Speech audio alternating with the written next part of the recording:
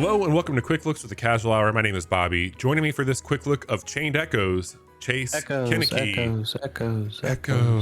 Echoes. Chase, I can't believe I am the one showing you this game. That seems wrong. I mean, I guess I probably saw it before you did, but yeah, it seems odd that you're the one who's playing this and showing it, whereas I'm the one who's kind of on the outside looking in. I own this game. I bought it, Nice. but I have not started it. Let's see how far into this I am. I'm about 6 hours and 15 minutes into this game.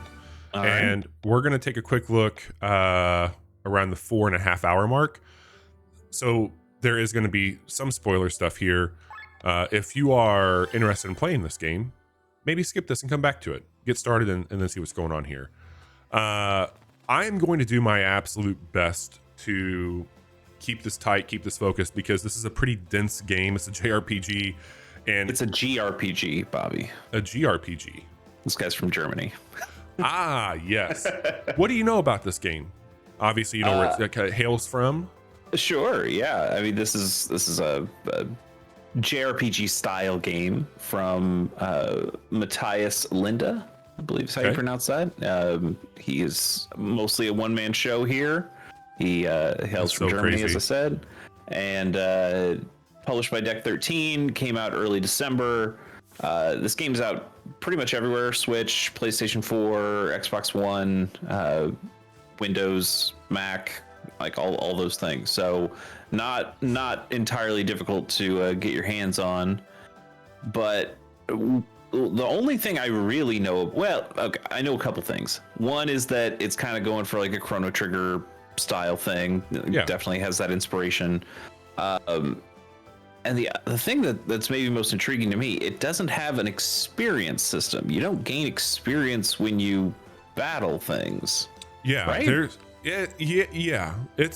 It's interesting for sure. I'm gonna come out and say I am really digging what it's doing. You nailed it when you mentioned its inspirations. It wears them proudly on its sleeves, but I think it brings some nice modern elements to it. So let's talk a bit about what that looks like. I thought I would show just some overworld, maybe a quick battle, and then some upgrade stuff and like how that works with your team.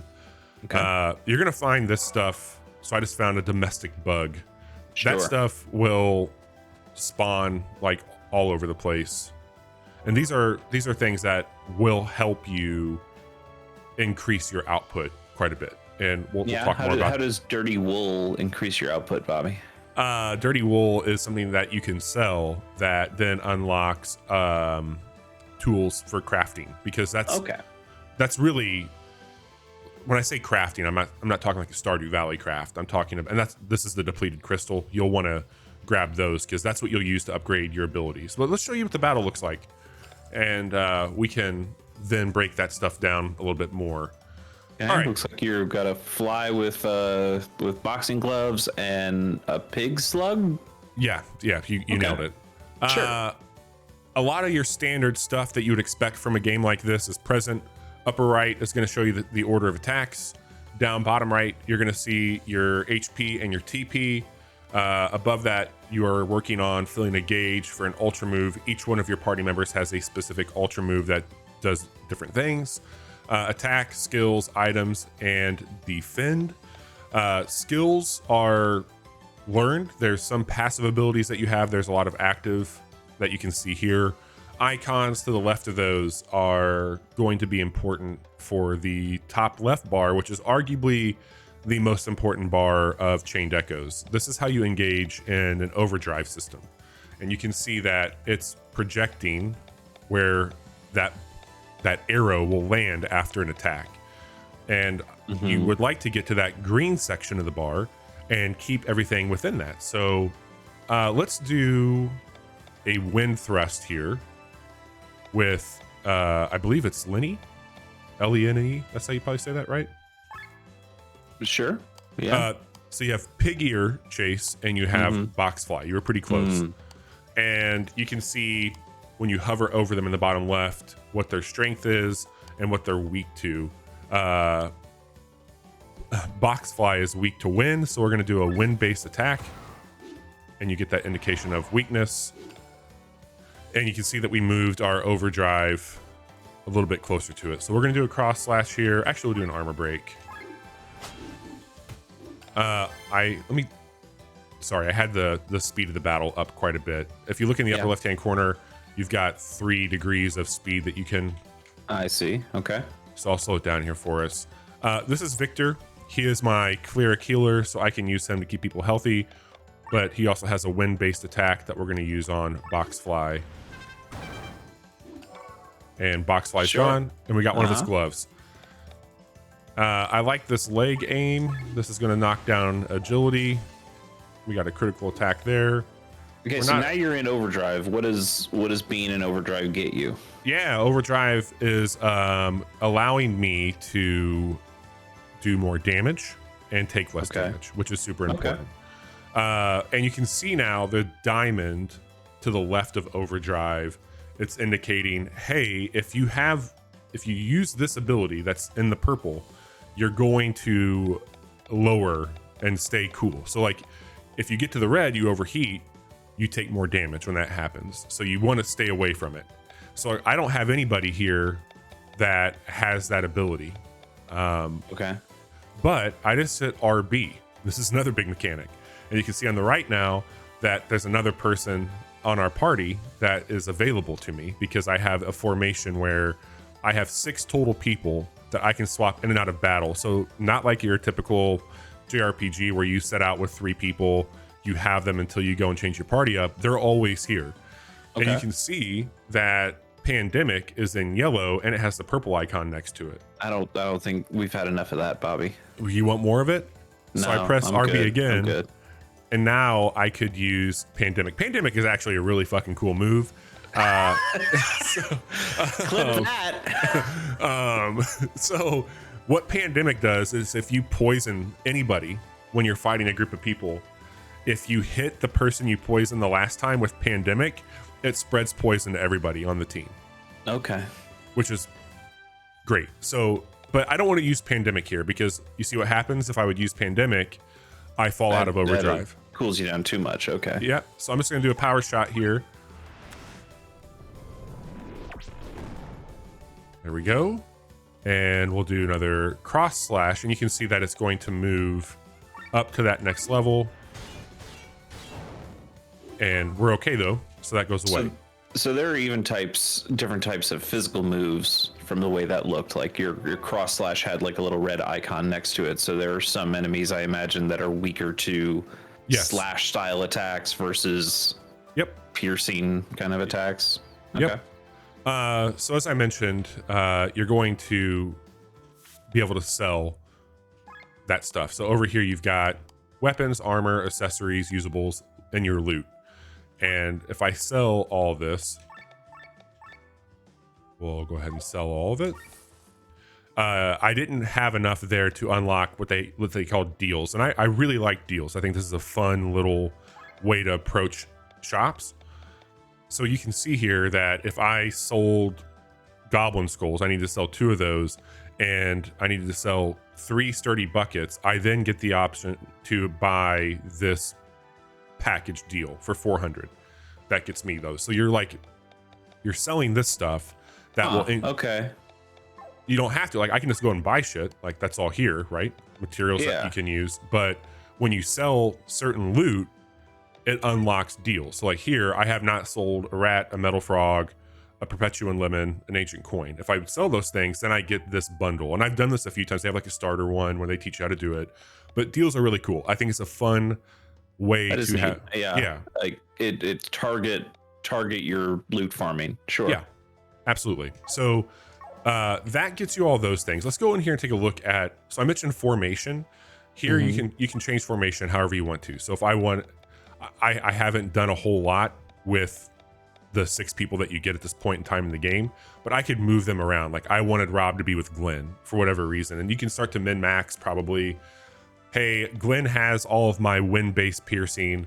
Rob has all my fire-based slashing. That way I can swap them out because they're similar enough attacks, and they would be on that, you that can't area. just swap Rob out with anybody. He can only swap out with the person he's linked to. Correct.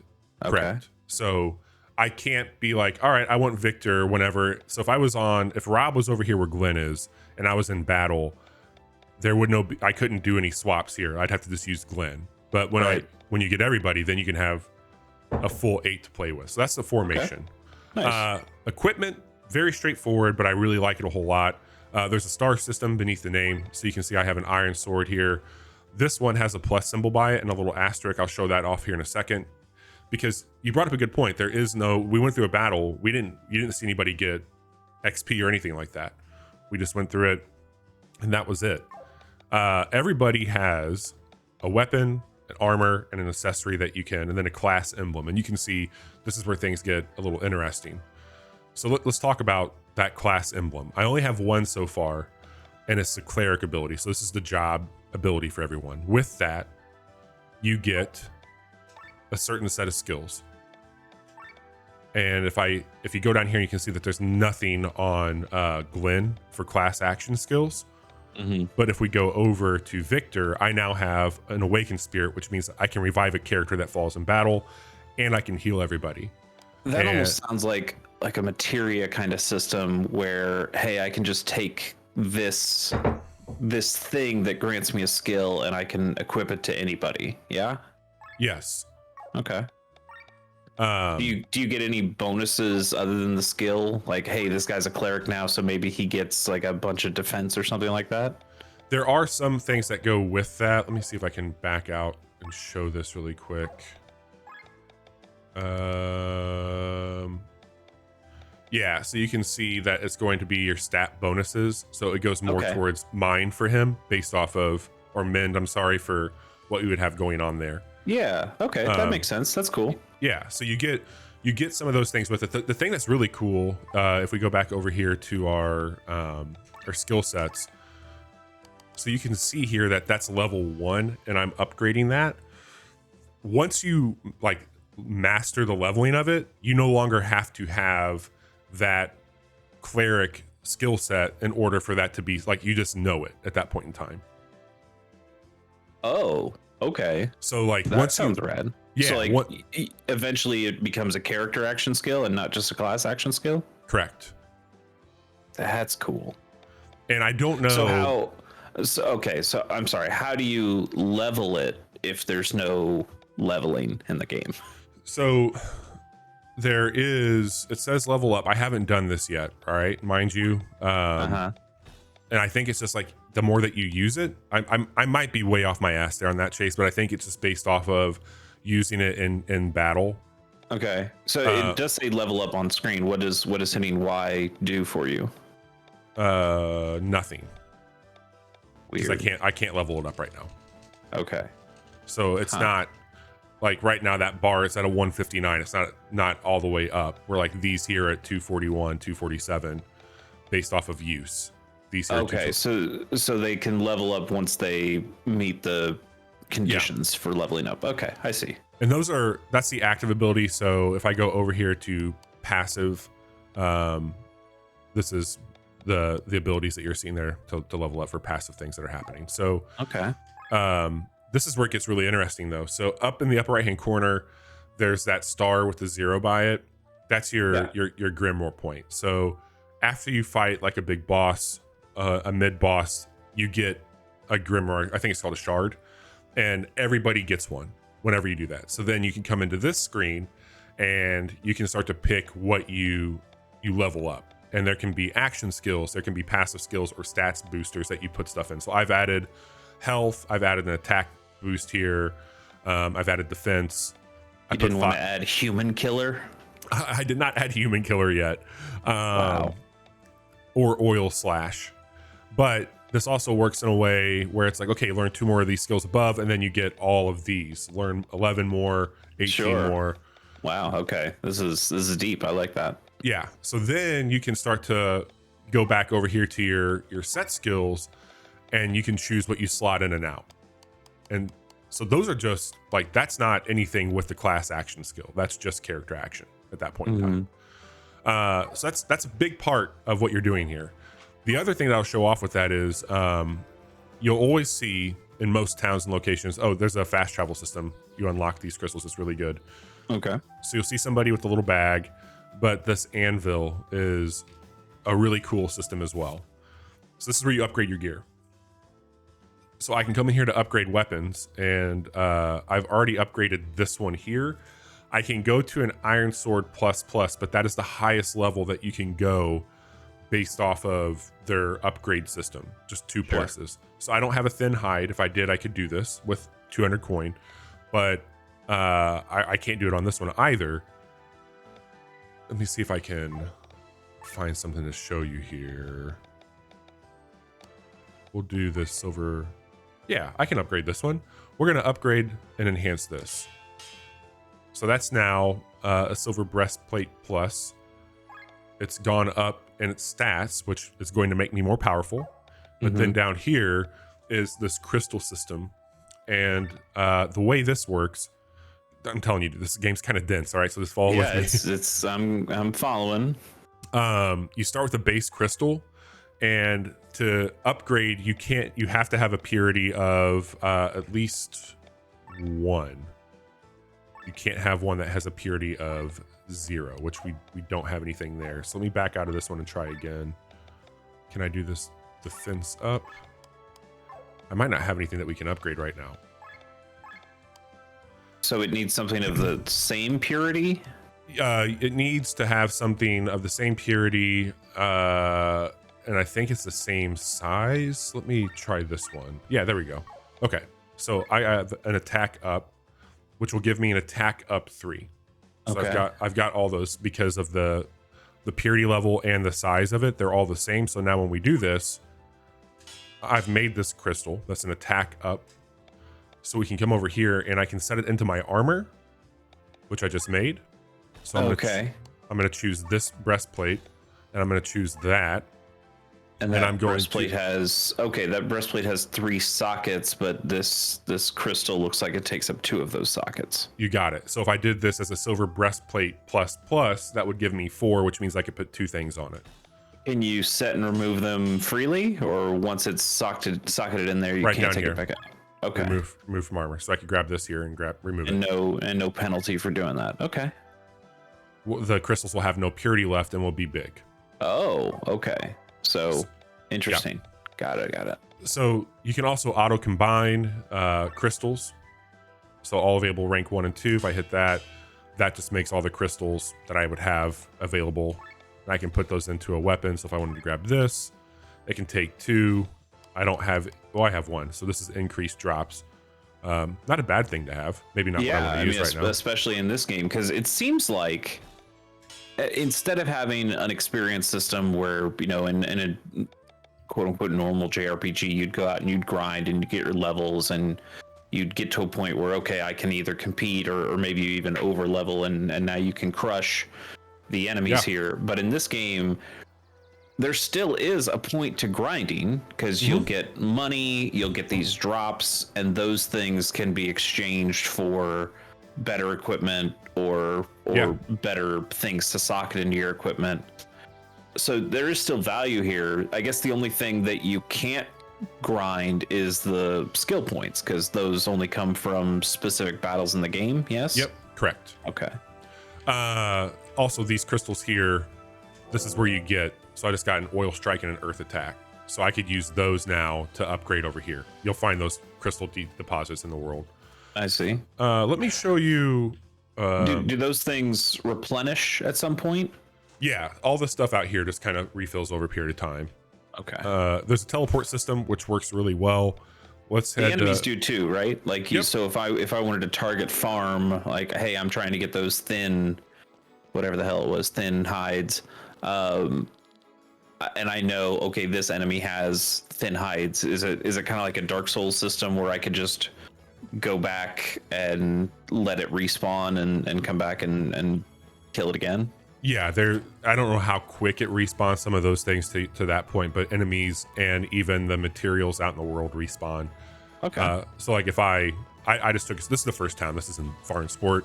This is where you learn how to do like the deal stuff and you get your first 3 quests. So it's I mostly just wanted to show you, like, I think that the art looks fantastic in this game. Totally. You said this save is like 4 hours in. how long does it take to get some party members? I mean, you get them right away. The game throws you into it in a big, fast way, and you basically have the 6 people from the jump. The one thing that you don't see here is there's a whole element to this game that I think would, if you're not sold yet, would probably do it for you. And oh, you want to see a special move really quick? Sure. This poor pig. Would love to. We're gonna do an ultra move here, and this is the Supreme Elemental Rainfall. Deals high non-elemental magic damage to all enemies. So let's show this off, and I'll tell you what I'll finish my thought there. This is kind of rad. Yeah. You didn't even kill him. Yeah, it doesn't do a ton on him. But it hits all enemies, so it's purposefully weak, I imagine. Oh, look at that. Defeat 5 pig ears. And that is this. Okay, so that's weird. Okay, so it's not necessarily just big important boss fights. It's right. There are quotas for things. That's interesting. If you go to your journal, so you can pull the left trigger at any time and get that what I just had pulled up. But if I go to journal, you can see your quest, but the reward board. And there's 2 things here with this. There's chain rewards and standard rewards. So you can see that these here in yellow are all chained together because they're right by one another. Sure. So buy 3 deals. I can claim my rewards here. That's gonna get me oil lamp, bamboo fiber, and money. So I'm grabbing those, but because we have chain rewards, I get a shard, and I can show you how that upgrade would work. So I'm gonna claim that reward, and my longest chain so far has been 8. And I can see like, okay, this here defeat 3 sources. Not a problem. So you're not unlocking these actively, but you are, as you play the game.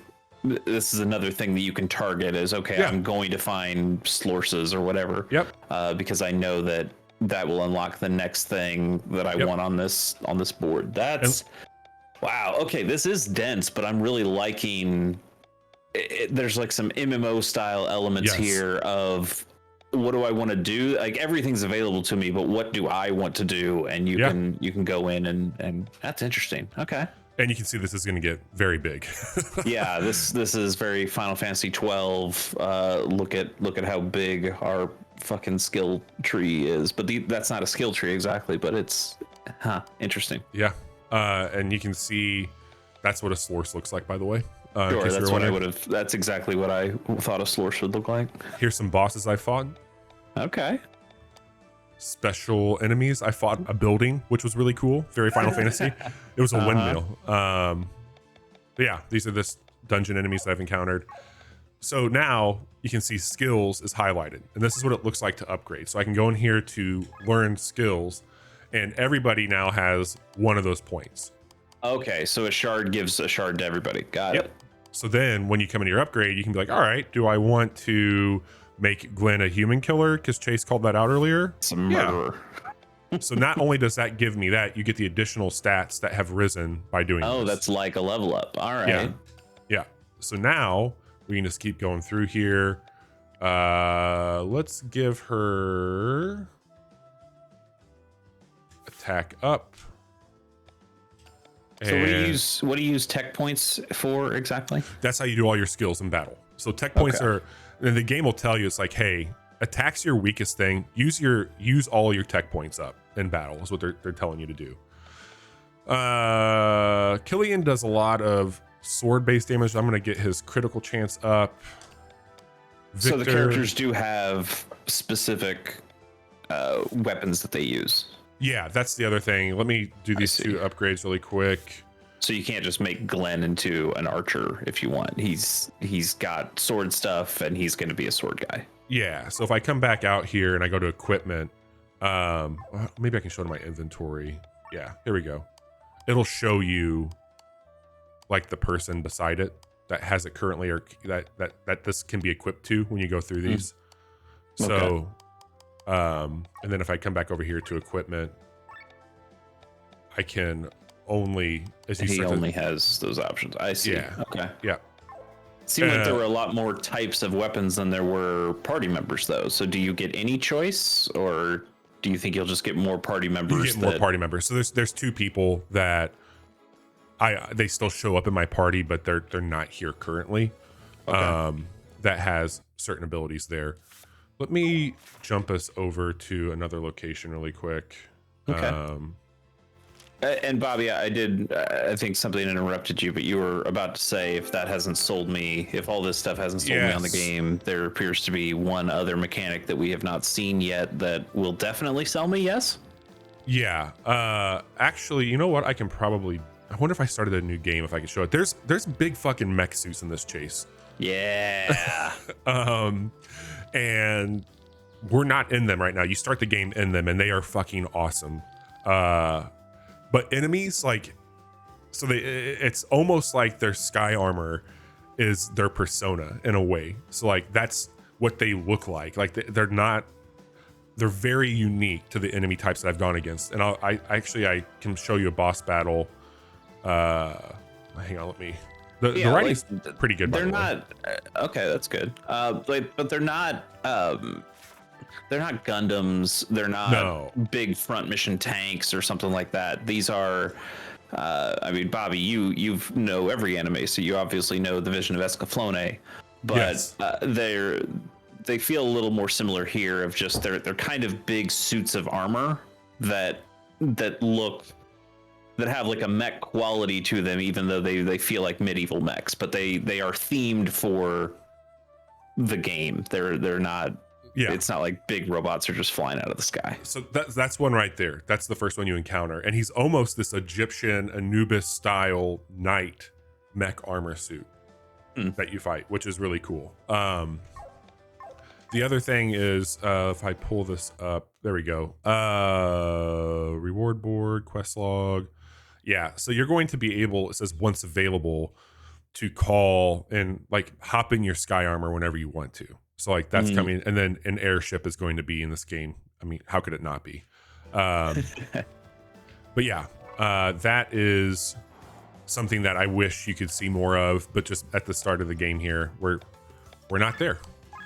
Yeah, does it kind of give you the Vinny Caravella abilities at the beginning of the game? Absolutely, nice. You get a huge tease from that thing, and it's very well done. The battling feels very good in that thing, and I am excited to see more of it there. Cool, we got some other bone from that. And look, this is a big game. I think I'm seeing people put like 60 hours into it to complete it. Yeah, let me pull up the how long to beat while you keep talking.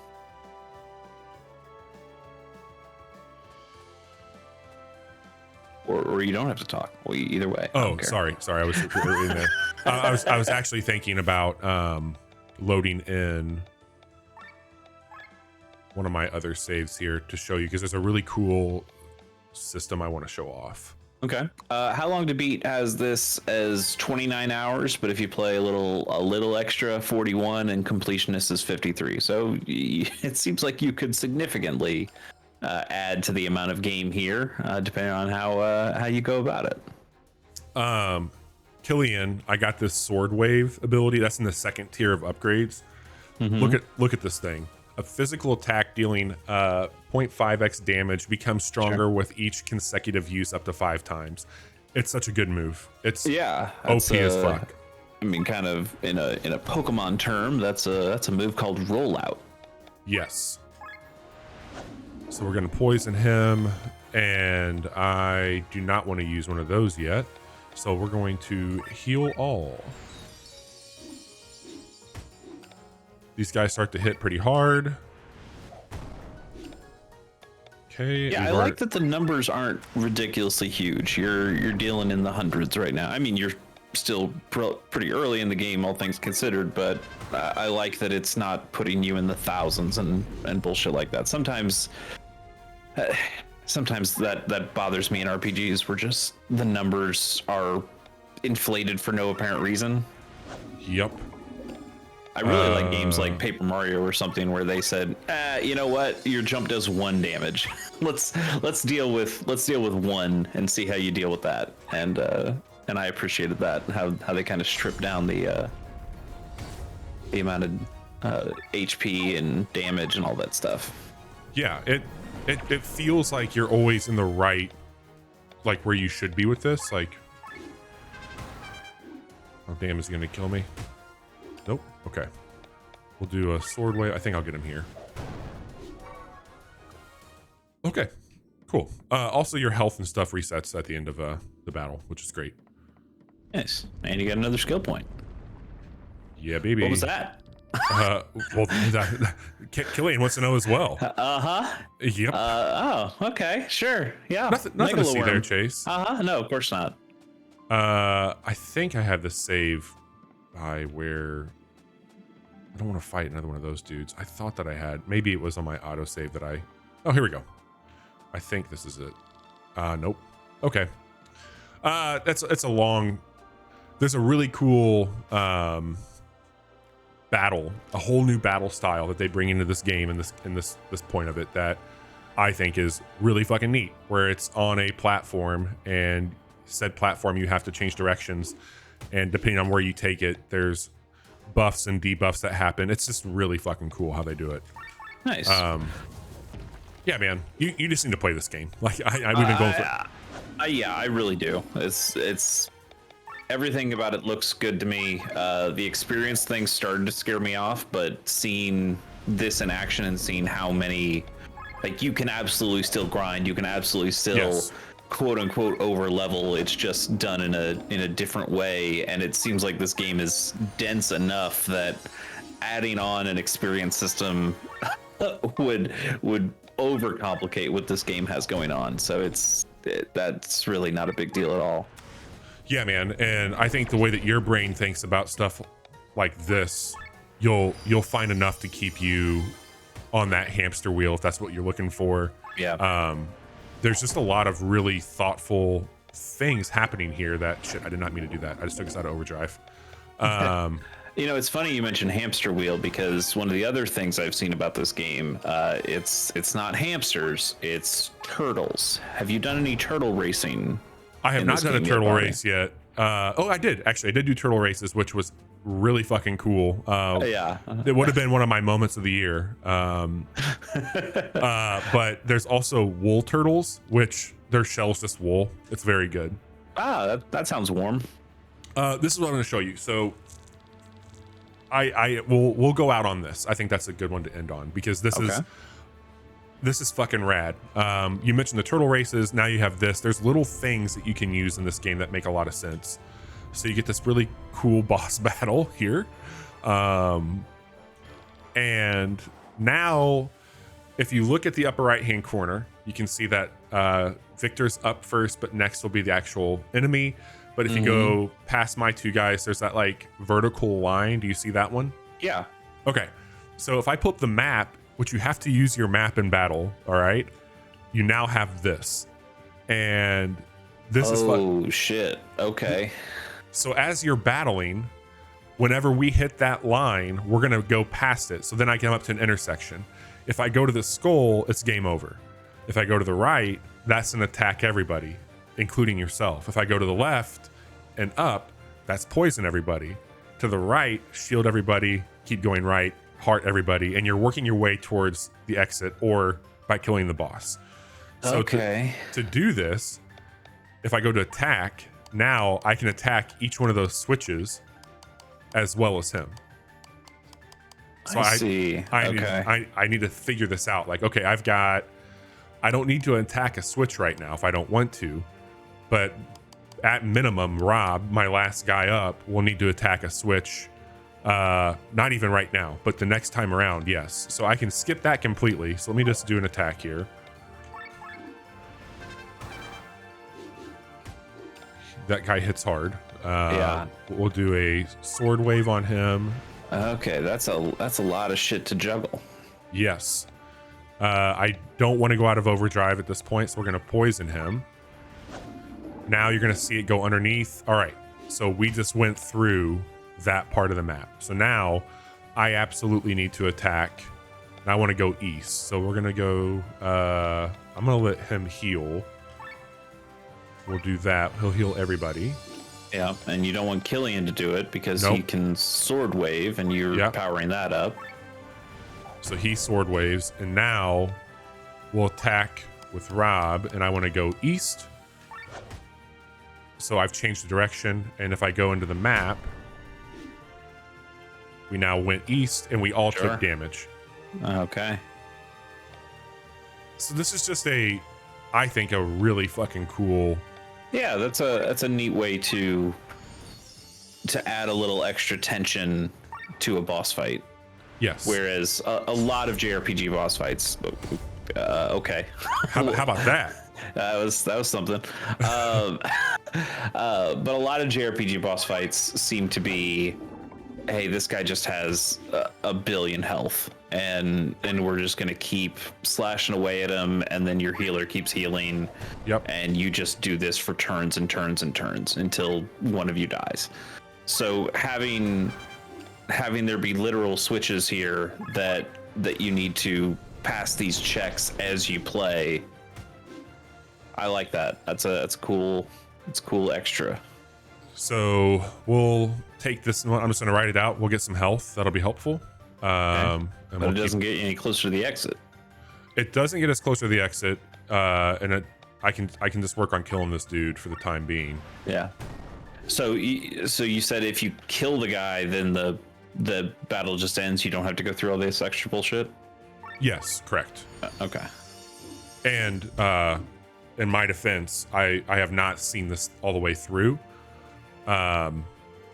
The first one I killed the guy. I've not gone through an entire map of these things. Like I've always won that there.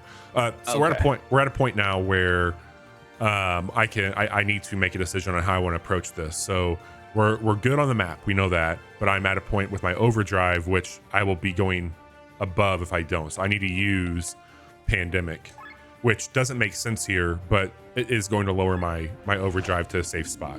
Yeah, that's okay. Because that's just another trigger here of it's kind of another switch for you. Yep. Okay. So we hit the heart. Everybody got 50. We're going to be going up, so I'm safe to just keep riding this out and attacking him. Got a critical there. And I need to do this here in order to save us from going into overheat. And now I'm at a point, though, where I'm only going down a little bit. And so I'm going to do an attack here that's going to raise it back up. Then he's going to hit us. So I'm at a state now where I'm going to be juggling that a lot more than I want, which is not great, but it's part of it. Are there attacks that don't affect the overdrive meter at all, or does everything? I can use an item.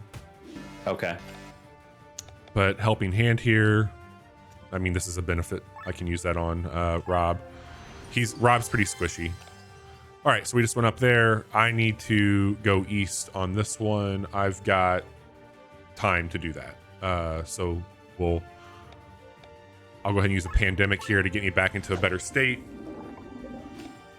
And health is looking pretty good, but I am going to heal all of this up just to be safe. So he'll hit, that'll raise that up. And now, because of how this is played out, unless I use an ability or... because even if I attack, I think if I attack where we're going, it's going to put me into an overheat stage, or at least close to it. No, this will be on the edge. It'll be on the edge. But overheat doesn't matter too much until the enemy attacks you, right? Correct. So I'm okay on health. I'm going to use Pandemic to lower this. And now I'm going to attack with Victor, and I wanted to go east. Here we go. So I'll do a leg game to get me back down. And we are okay to keep riding this out for a bit. Yeah, I like the idea of the overdrive system. Maybe in a boss fight here, it feels a little less fun in that you are like it's forcing you to do moves that are not not just not optimal, but sometimes they feel relatively detrimental compared to what you could be doing. Yeah, it's a lot for sure. It forces you to use moves that maybe you're not needing to. Let me. We don't need. I guess that. one thing I would say though, in its favor, is that there's something kind of nice about, because when I play JRPGs, sometimes I'll get tunnel vision of, oh, this is the attack that I like. Yeah. This is the attack that I like that does good damage, that, you know, I know what it is, and there's a lot of skills and items and things that I just end up not using because it feels like, oh, this is not as good as the plan I have in my head. But it'll force you to use a certain thing for sure. Yeah, so if I used recall training here because that lowers my overdrive, and then I realize, oh, actually that move's really beneficial, I just didn't think it was. Or explosive trap here, like, oh, I would not use a trap thing. Traps seem useless to me. I want to do damage, not set up. But then during this fight, you see, oh wait, that explosive trap actually did a lot of really good stuff. It really helped me out in that battle. And maybe I'll use explosive trap more in general gameplay. That's a cool idea. I don't have. I was looking for a suite because that lowers, increases my TP. But I am just going to use a healing thing here on myself, and that won't. Like, this gives me 50. It doesn't do an attack or anything. Yeah. I think I got to be getting close to this guy. I feel like I've been putting some work in on him. I need to use another snack here on Rob, because I'm not able to heal all because I'm out of TP. This is where you're it's getting a little scary here. Yes, we'll just keep riding this out. I know we're going a little bit longer on this quick look, but honestly, I don't want to turn this off because I don't want to do this battle again. Aren't you past this part in your other playthrough? No, I loaded this up. This is where I'm at. Oh, okay. Yeah, I must have missed that. Yeah, I loaded this up for us here to check things out. We're gonna give a snack to Killian, and I think that I'm okay to ride this out for a little bit. Just gonna be attacking. Come on, man. Yeah, not having any way to get your TP back in this fight seems kind of brutal. Well, yeah, I did not plan accordingly. Those sweets you could just buy. Yep. At a shop or something. Okay. Yep. And you can find them out in the wild as well. We want to go east. Here we go. And I need to. Man, I'm gonna attack with him. I guess it is interesting. There we go. You could just stall this fight out by continually healing all your dudes and just making sure you hit the one direction on the switches. Huh. So we got a victory there. Nice. I don't know. Yep, and we got a shard also, which is great. So I'm going to save that there. So wait, you lost some party members at some point then. I did. Okay. I did. Right. Cool. Yeah. So some things happened. I'm sure we'll talk more about that on our episode of the Casual Hour, which you can listen to live every Wednesday at 10:30 p.m. Central on twitch.tv/casual hour, or you can go and listen to it wherever you find your podcast every Friday morning. If you dig what Chase and I just did here today with this quick look, like and subscribe to our channel.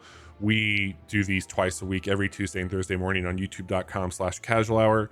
We also play games like the one you just watched on Monday and Friday nights at 10:30 p.m. Central over on twitch.tv/the casual hour. Lots of good reasons to hang out with us here. We have a blast. We love video games. More importantly, we love each other here at the Casual Hour, and you should come and love us too. Chase, this is Chained Echoes, a game that I will say is a disservice that it came out when it did in the year, because it probably would have been a bit higher on some lists had it not.